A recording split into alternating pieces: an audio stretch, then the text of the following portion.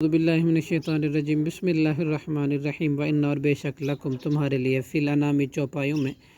جانوروں میں لعبرۃ البتہ غور کا سامان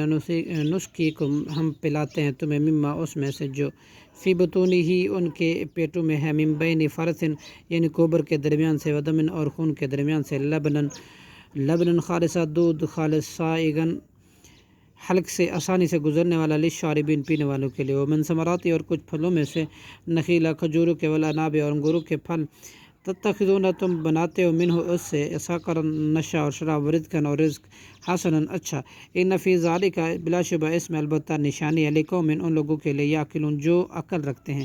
واوحی اور الہام کیا ربک آپ کے رب نے الی النحل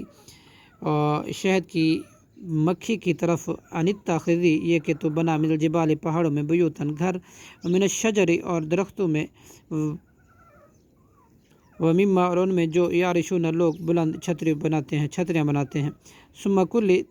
پھر تو کھا یعنی رس چوس من کل ثمرات ہر قسم کے پھل سے فصلوں کی تو پھر چل سبل ربک اپنے رب کے راستے پر ذللا آسان کیے ہوئے یخرجو نکلتی ہے من بطونہا ان کے پیٹوں سے شراب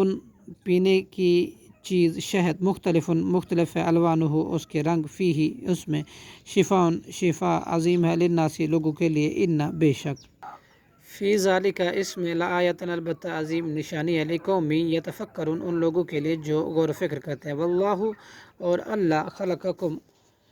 پیدا کیا تمہیں ثم یتوفاکم پھر وہ وفات دیتا ہے تمہیں ومنکم اور تم بعض تم میں سے من یرد